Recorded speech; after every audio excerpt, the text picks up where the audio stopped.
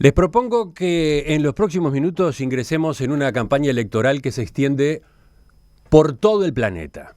¿Qué campaña es esa? La campaña que está corriendo para la elección del nuevo secretario general de las Naciones Unidas. Entre jueves y viernes estuvo en Montevideo Helen Clark, que fue primera ministra de Nueva Zelanda entre 1999 y 2008, que desde 2009 está al frente del PNUD, el Programa de las Naciones Unidas para el Desarrollo, y que ahora es uno de los 8 nombres en carrera para sustituir a Ban Ki-moon en la Secretaría General de la ONU. Con el respaldo de su país, la señora Clark, que hoy tiene 66 años, se ha propuesto un desafío muy ambicioso: ocupar el puesto diplomático más importante del mundo. En caso de que tenga éxito, será la primera mujer en esa posición, justo en un momento muy especial para las Naciones Unidas, que cumple 70 años y está tratando de implementar finalmente su reforma, mientras debe ocuparse de varias crisis humanitarias que sacuden al planeta. Al final de la semana, Helen Clark llegó a nuestro país para explorar el apoyo a su candidatura en reuniones que mantuvo con la Cancillería y con líderes políticos, por ejemplo, el expresidente José Mujica. Su visita era una buena oportunidad para dialogar con ella, para conocerla, para saber quién es Helen Clark, cuáles son sus objetivos como diplomática, como mujer en política, como política tratando de gobernar Naciones Unidas. De esos temas hablé con ella el viernes de tarde, cuando llegó hasta nuestro estudio de radio, donde grabamos en inglés esta entrevista que ahora ponemos al aire. La traducción simultánea estuvo a cargo de Trinidad Ott. Welcome, Mrs. Clark. Thank you. Thank you for joining us in our radio studio. Mrs. Clark, después de 9 años como primera ministra de Nueva Zelanda y 7 como administradora del PNUD, ¿por qué quiere ahora ser la nueva secretaria general de las Naciones Unidas? El mundo está encarando una serie de retos y se supone que Naciones Unidas tiene que jugar un mayor papel para poder lidiar con ello. Creo que es el momento que alguien asuma con un liderazgo probado. Yo tengo experiencia en eso, en mi región, en mi país y en los últimos 7 años en Naciones Unidas como administradora del PNUD. O sea que pienso que tengo las habilidades como para esa tarea, tengo ideas muy claras de dónde pienso que nos tenemos que concentrar y tengo además muchas energías para darle al cargo. ¿Qué haría usted diferente en las Naciones Unidas si se compara con sus predecesores? Yo creo que donde tenemos que concentrarnos es en los temas más amplios de paz y estabilidad en el contexto del desarrollo. Yo vengo de una perspectiva del desarrollo, donde trabajé estos últimos 7 años. Tenemos una nueva agenda, la Agenda 2030 para el desarrollo, y una de las metas claves es la construcción de una sociedad pacífica e inclusiva, donde impere la ley y respeto por las instituciones. Si nosotros logramos eso correcto, si logramos aliviar la pobreza y eliminar las inequidades, espero que nunca tengamos que desplegar fuerzas de paz en el futuro, porque eso quiere decir, si lo tenemos que desplegar, quiere decir que hicimos las cosas muy mal. De manera que necesitamos perspectivas más amplias de paz y desarrollo. Los conflictos que el mundo está viendo ahora no son los conflictos que solíamos ver, los que vimos en la Primera Guerra Mundial o la Segunda Guerra Mundial. Estos son fundamentalmente guerras civiles, tienen muchos actores no estados, tenemos yihadistas, tenemos terroristas transnacionales con todo tipo de motivaciones y tenemos que ver quién está siendo reclutado por ellos, ver qué es lo que impulsa los conflictos y asumiendo nuevos enfoques para la paz y la seguridad. Uno de los aspectos más importantes de este proceso de selección parece ser la reforma de las Naciones Unidas. Pero en su caso, después de 7 años en el PNUD, usted es parte del sistema. Entonces, ¿es posible verla a usted como una reformista? Definitivamente sí, porque lo que yo he hecho, de hecho, en el PNUD, el papel del secretario general es guiar la Organización de Naciones Unidas y la Secretaría. Yo guío el PNUD, que es un programa autónomo con sus propios fondos, con Estados miembros, pero no directamente bajo la Asamblea General. De manera que, habiendo trabajado en el PNUD, pude hacer muchas reformas. Logré disminuir lo que se gastaba en lo administrativo, aumentando cada vez más lo que podemos dedicarle a los programas y a las actividades, que es lo importante. También traté de bajar la huella de nuestro personal en Nueva York y desplazarlo a los países donde estamos tratando de ayudar. O sea que tengo mi historial como alguien de la reforma. Y una de las cosas fundamentales es haber traído transparencia al PNUD, porque el PNUD era como un organismo de los más clásicos tradicionales que recababa información y lo dimos vuelta para ser transparentes. Y durante 2 años seguidos se nos ha juzgado como la organización de asistencia más transparente, mucho más que cualquier otra organización de ayuda en el mundo. O sea que quisiera usar ese mismo enfoque que utilicé como primer ministra, como administradora de Naciones Unidas, a la Secretaría General para traer una nueva vida aquí. Mrs. Clark, while you were Prime Minister and now as leader por su gestión en el PNUD, pero también por su época como primera ministra, usted es vista como una administradora severa. Bueno, y eso tiene que ver con uno de los desafíos principales de las Naciones Unidas, sus finanzas. ¿Usted entiende entonces que esos antecedentes suyos son un fuerte en la candidatura y le pueden asegurar el apoyo de Estados Unidos? Algo importante, ¿no? Porque Estados Unidos es actualmente el principal soporte financiero de la ONU. Estados Unidos es el mayor contribuyente, el que más aporta a el presupuesto de no solo de Naciones Unidas, sino también del mantenimiento de paz, obviamente. O sea, también están Japón, Alemania, el Reino Unido, que también están en los primeros lugares de la lista. Pero yo creo que lo fundamental para poder convencer, para obtener dinero, es ver en qué se gasta y obtener el mejor valor para el dinero. Y eso es una de las cosas que yo digo. Estamos gastando con la sabiduría que deberíamos, pero en términos generales yo creo que esta es una tarea que ahora actualmente está pidiendo a gritos liderazgo, porque el mundo está con muchos problemas y el mundo mira a Naciones Unidas para buscando soluciones, ya sea con conflictos intratables, para guiar al mundo para evitar las peores consecuencias de cambio climático, ya sea la erradicación de la pobreza extrema. Naciones Unidas tiene que estar en la primera línea y tiene que ser una voz para todas las voces, y también tiene que ser la salvaguardia de los estados pequeños como Nueva Zelanda y Uruguay. Nosotros dependemos más que nadie del respeto al derecho internacional y en que se respeten los tratados y las convenciones. Pero, ¿qué dice usted a propósito del apoyo de Estados Unidos a su candidatura?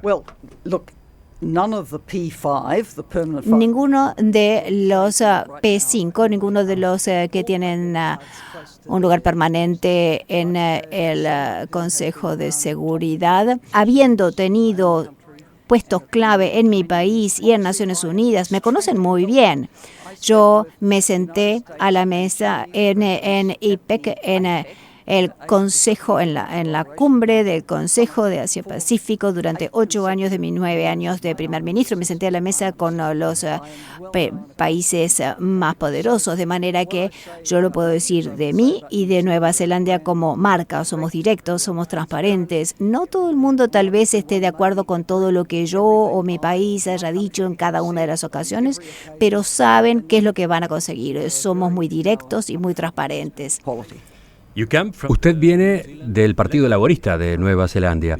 ¿Considera que ese es un aspecto importante de su perfil como candidata en esta carrera para el cargo de Secretaria General de Naciones Unidas? En mi trabajo en Naciones Unidas, obviamente, yo he dejado atrás la política nacional, o sea que yo soy un funcionaria a nivel global, trabajo con gente de todos los credos y culturas, y yo creo que lo que es muy importante sobre mi candidatura candidatura es que está siendo defendida por el gobierno de Nueva Zelanda desde el primer ministro para abajo y que fue el que me venció en mis elecciones. Creo que eso entonces muestra que yo tengo la capacidad de tener una buena relación en todo el espectro político y haberme ganado su respeto. En el documento con su programa, usted apela por una Naciones Unidas que se anticipa y responde al mundo. ¿Qué quiere decir con eso?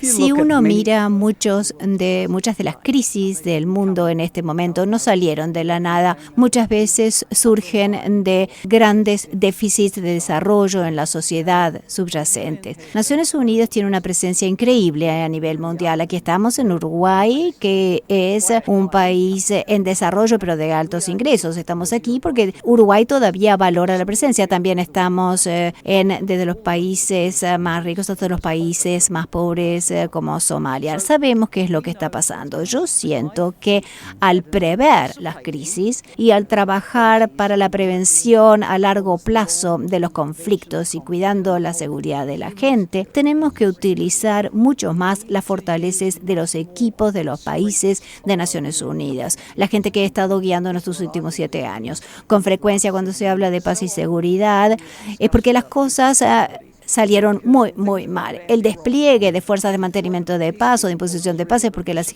cosas marcharon muy mal. O sea que tendríamos que utilizar más las redes que nosotros tenemos a nivel del mundo para anticipar y evitar las crisis. Tenemos el apoyo y tenemos la habilidad para hacerlo. ¿Podemos interpretar esa última respuesta como una crítica a la gestión de Ban Ki-moon? Le pregunto eso porque muchas veces tenemos la sensación de que en la gestión de Ban Ki-moon hay demasiados comunicados de prensa lamentando situaciones de crisis, pero poca acción desde la pirámide, desde lo más alto de Naciones Unidas. A mí nunca me oirán criticar al secretario general. El secretario general actual me visitó en su campaña, cuando él estaba haciendo su campaña, como yo también visité a su canciller hoy, y Nueva Zelanda lo iba a respaldar. Y él me designó en mi tarea actual, en mi trabajo actual, y él tiene una carrera larga de diplomático. ¿Pero qué piensa de la gestión de Ban Ki-moon? Yo creo que tiene una determinación muy firme en la agenda de cambio climático a largo plazo y del desarrollo, y eso va a llevar a más paz y estabilidad. Nadie hubiera podido trabajar más duramente, pero yo traigo otro tipo de habilidades, la de liderazgo, obtenida en mi largo trabajo político, pero tratando de hacer llegar a un consenso con diferentes posiciones políticas. Son diferentes habilidades. Déjeme preguntarle a propósito de un tema que usted ya mencionó. ¿Cómo evalúa lo que las agencias de las Naciones Unidas han hecho hasta ahora en Siria? Pienso, por ejemplo, en el alto comisionado de las Naciones Unidas para los Refugiados, ACNUR. What's your evaluation?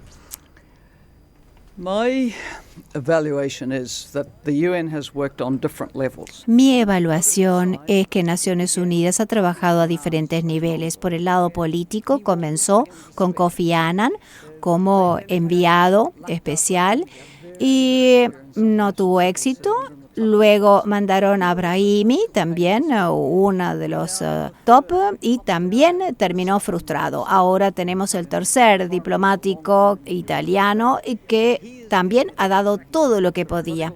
O sea que la tarea política es muy difícil, pero él está trabajando. Ahora, ¿en dónde estoy yo? En el brazo de desarrollo y con los organismos humanitarios como el Alto Comisionado para los Refugiados. En primer lugar, en PNUD nosotros dijimos durante muchos años, ¿podríamos, por favor, concentrarnos primero en la gente en Siria? Porque la mayoría de la gente no se ha ido de Siria. Todavía quedan 19 millones de sirios con la esperanza de que las cosas mejoren. Nosotros vemos que la gente se va de Siria veces porque los chicos no pueden ir al colegio, no porque hubiera guerra en su barrio, sino porque las cosas no funcionaban. Entonces, en la última conferencia sobre Siria, se nos oyeron las voces en Londres. Ahora oímos a los que podrían aportar fondos para los trabajos de desarrollo para que los sirios en Siria tengan un empleo, los niños puedan ir a la escuela, tengan servicios de agua, de luz. En segundo lugar, estamos trabajando muy de cerca con la Comisión de Refugiados en Turquía, en Líbano, en todos los países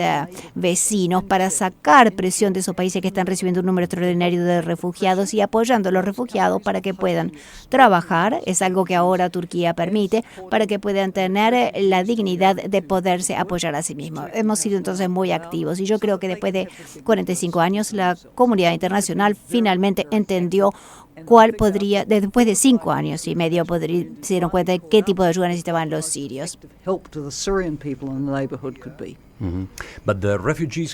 Pero la crisis de los refugiados también está instalada en Europa.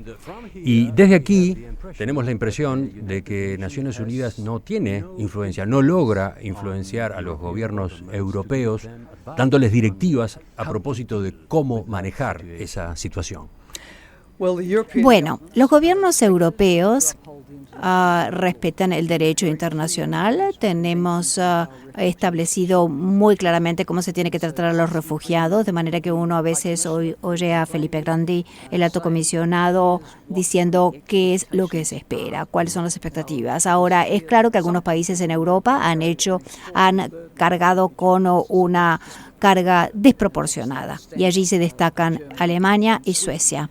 Continuamente han trabajado para tratar de que el resto de la Unión Europea compartiera, pero está muy duro. Lo que yo tengo esperanzas es de que el acuerdo entre la Unión Europea y Turquía tenga éxito, que arranque, de manera que no veamos esos flujos enormes que hacen que la gente cruce esos mares peligrosos desde Turquía, espero.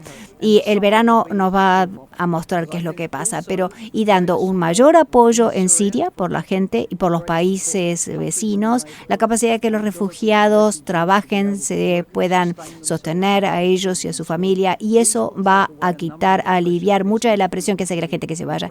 La gente se va a Europa gastando hasta el último centésimo que puede gastar porque no tiene ninguna esperanza en absoluto donde estaba. Uno de sus competidores en esta carrera es António Guterres, ex primer ministro de Portugal, hoy alto comisionado de las Naciones Unidas para los Refugiados. Él tiene, obviamente, una gran experiencia en el manejo de esta crisis, la crisis humanitaria más importante que hoy por hoy tiene el planeta. ¿Usted piensa que él está bien preparado para el cargo de secretario general, incluso eventualmente mejor que usted en este aspecto? Es un oponente de gran valía y es un muy buen amigo también. Bueno, fuimos primeros ministros en la misma época, lo conozco desde hace muchísimos años y ha sido un excelente colega. Lo que yo diría es que mi experiencia es mucho más amplia, trabajando como primera ministra en una región muy diversa, guiando un país también cultural y étnicamente muy diferente, y también trabajando en un organismo de desarrollo he tenido que ver muchos desafíos y en muchos países, mucho más que el alto comisionado de los refugiados. Mrs. Clark, si usted es elegida, será la primera mujer en el puesto de secretario general de Naciones Unidas en la historia. Pero usted misma ha aclarado que se ve a sí misma como neutral en los asuntos de género y que nunca hizo campaña poniendo énfasis en su condición de mujer. ¿Por qué? Why? En primer lugar, yo no he utilizado eso de que soy una candidata de género neutro. Obviamente soy una mujer y de eso estoy orgullosa, pero lo que sí he dicho todo a lo largo de mi carrera política, que nunca le pedí a la gente que me votara por el hecho de ser mujer. Les pido que me voten porque yo pienso que soy la mejor persona para esa tarea, y esa es la misma actitud que tuve desde las bases más tempranas y desde los cargos más bajos. cargos de parlamento. Yo creo que como mujer le traigo mucha fortaleza a la tarea y me encantaría, por supuesto, que fuera una mujer la que dirigiera Naciones Unidas y por supuesto que me encantaría que ser yo misma. ¿Usted cree que ser una mujer representa una diferencia importante en el cargo de secretario general? Why?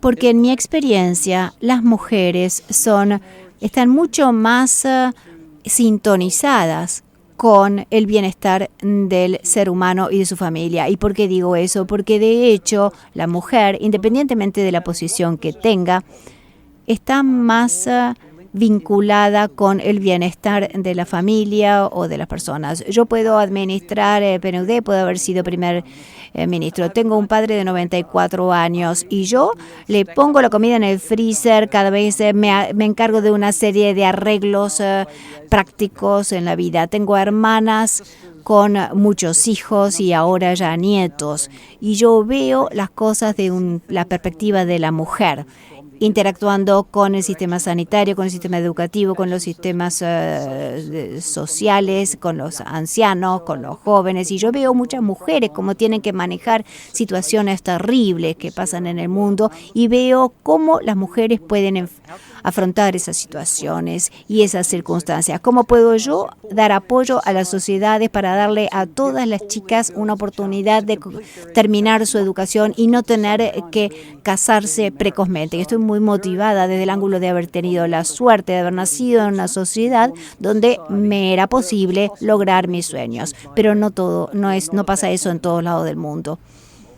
¿Podría mencionar un plan para mejorar la igualdad de géneros? Un plan, mantener a las chicas estudiando, fundamental, porque si uno no puede terminar la educación, porque la familia determina que la chica se tiene que casar temprano, entonces eso determina una vida de pobreza. Lo que sabemos es que por cada año adicional de educación que tiene una chica, mayores son las probabilidades de que sus propios hijos sean saludables y que lleguen a un alto nivel de educación, y también ella va a poder ser más independiente económicamente y tomar sus propias elecciones, de manera que la educación de las chicas es el punto de inicio. Usted no es la única mujer candidata. Hay otras 3, incluyendo a la búlgara Irina Bokova, que hoy encabeza la UNESCO.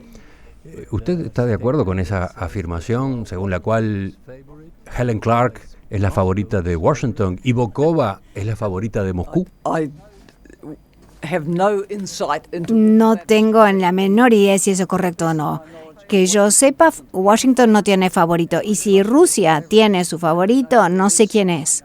Pero lo que sí sé es que yo vengo como una líder muy bien conocida, porque he tenido cargos de alto perfil durante muchos años y tengo gran experiencia, y el hecho de ser pragmática y de lograr que se hagan las cosas con buenos resultados, eso me da la tranquilidad de que se me considere. Este proceso de selección es presentado como el más transparente de la historia. ¿Usted está de acuerdo? Sí, no quiere decir que sea totalmente transparente, pero hasta ahora ha sido el más transparente. Nunca antes los candidatos habían tenido la oportunidad de presentarse abiertamente ante la Asamblea General, y esta es la innovación que se hizo en diciembre pasado. El presidente de la Asamblea General y la presidencia del mes del Consejo de Seguridad invitó a todos los Estados miembros a que designaran candidatos y dejó bien claramente establecido que se les daría una oportunidad de tener audiencia en la Asamblea General. Yo decidí, por interés en aras de transparencia, que yo me iba a presentar a tiempo como para poder ir a esas audiencias programadas, porque yo creo que la Asamblea General debe tener que poder ver todo el espectro de candidatos que se ofrecía. Fue un proceso transparente y una decisión transparente que yo tomé. Do you believe in the future? ¿Usted cree que la elección del nuevo secretario general puede ser realizada de manera abierta en la Asamblea General, o al final del día siempre va a ser la elección de los 5 grandes? Yo creo que es más que eso. Claramente, los 5 permanentes tienen derecho a veto, que eso está establecido en la Carta de Naciones Unidas ya desde su principio. O sea que cualquiera de esos 5 puede decir un no decisivo ante un candidato, pero para que el nombre del candidato pueda pasar a la Asamblea General, tiene que tener el apoyo de la mayoría del Consejo de Seguridad. Y es ahí donde Uruguay es un actor importante, porque Uruguay, al igual que Nueva Zelanda, son uno de los 10 miembros electos. Espero entonces que Uruguay me apoye. Uruguay es integrante del Consejo de Seguridad hasta el año 2017. ¿Usted espera que nuestro país apoye su candidatura? Obviamente he venido a solicitarle a su país que alentara mi candidatura. ¿Usted se ha reunido con funcionarios del gobierno uruguayo? Sí, me reuní con los uruguayos y Uruguay y Nueva Zelanda tienen relaciones muy cercanas. Transparent Selection. En este proceso de selección, cada candidato tenía que suministrar un trabajo, un documento de 2.000 palabras, fundamentando sus condiciones y sus planteos para el cargo de secretario general. En esta entrevista ya hemos hablado de 2 o 3 de esos puntos, pero quisiera agregar en este momento algún otro que considere importante.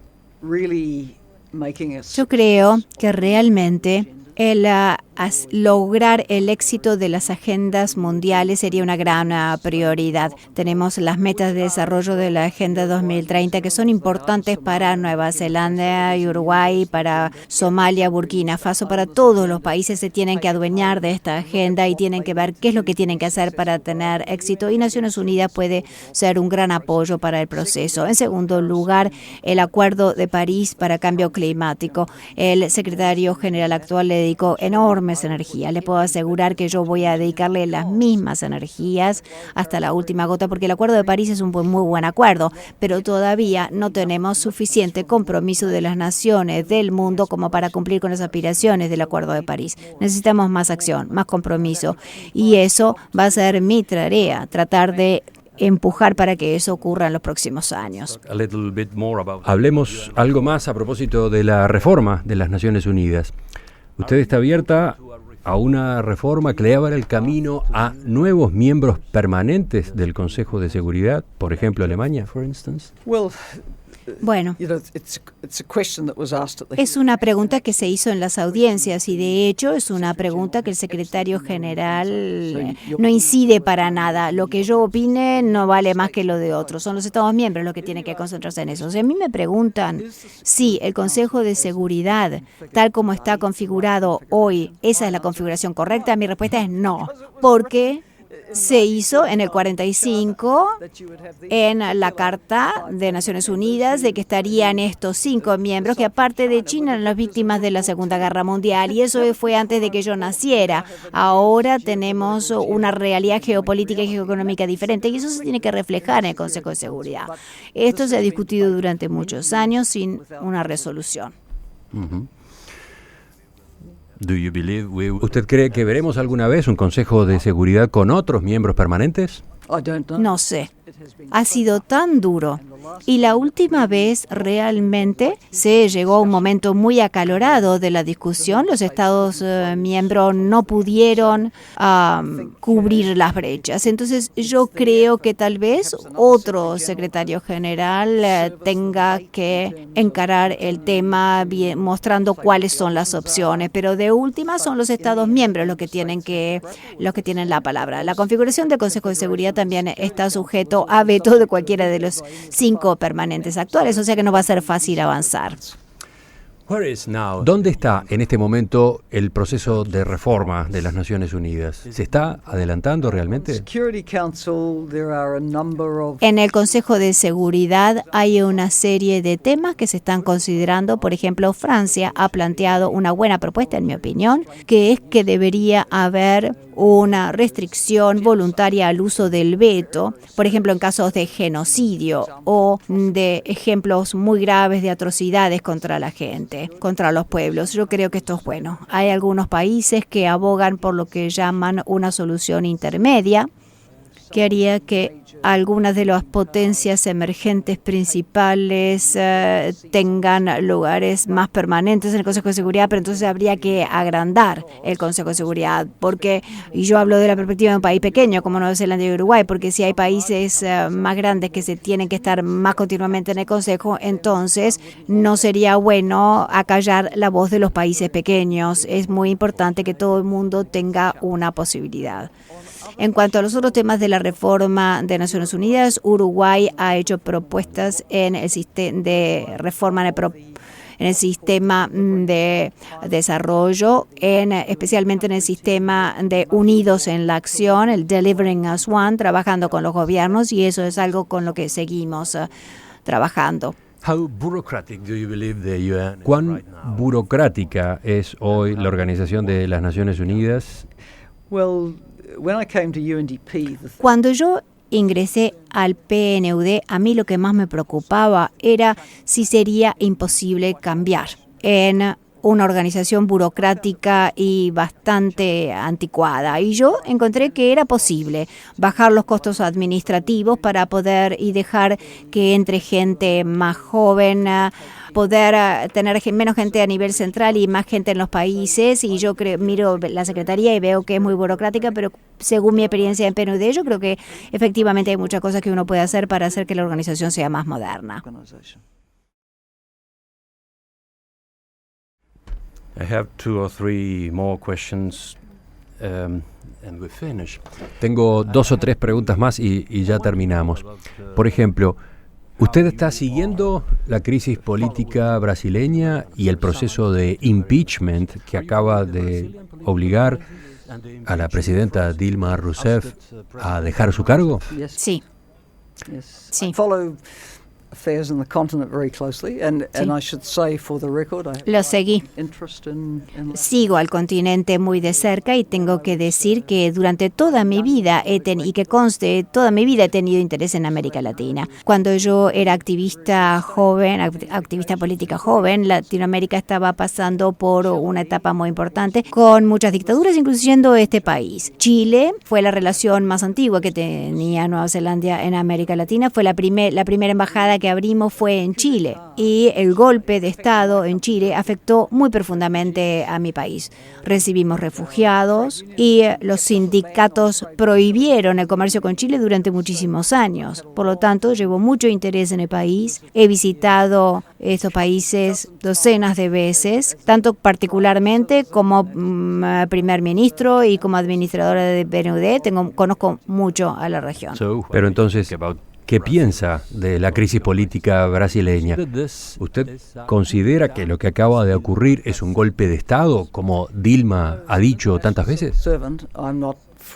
Bueno, como funcionaria internacional no puedo dar mi opinión. Tengo mis opiniones privadas y yo quisiera apoyar a las mujeres líderes en principio. Conozco a la presidenta, todos los antecedentes de la presidenta Rousseff, y ha sido una luchadora toda su vida y va a seguir luchando por lo que ella cree, y como mujer la admiro. What about Venezuela? ¿Y cómo observa lo que ocurre en Venezuela? ¿Las Naciones Unidas pudieron haber tenido un papel más activo, un involucramiento en esta crisis tan grave? Una crisis que es económica, pero también es humanitaria, porque hay escasez de alimentos y medicinas en este mismo momento. No creo que Naciones Unidas haya visto un punto de entrada para Venezuela. Obviamente tenemos un representante.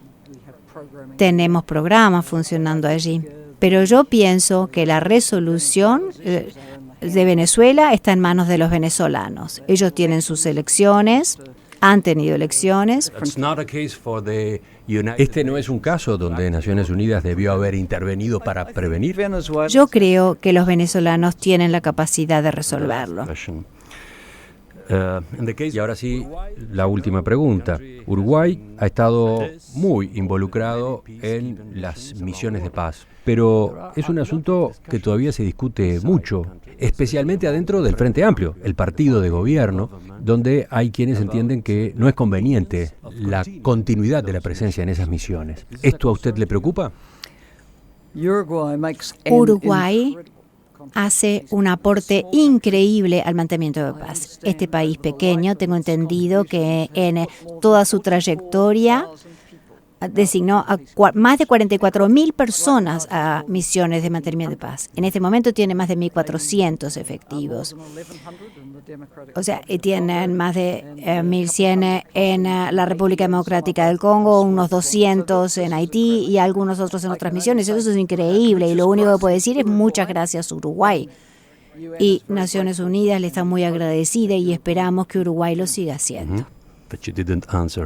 Pero no contestó mi pregunta. Esperaría que la gente viera el aporte increíble que ha hecho Uruguay y que lo válido que es y que lo siga haciendo. Thanks for joining us. Thank you. Mrs. Helen Clark, muchas gracias por su presencia en nuestros estudios.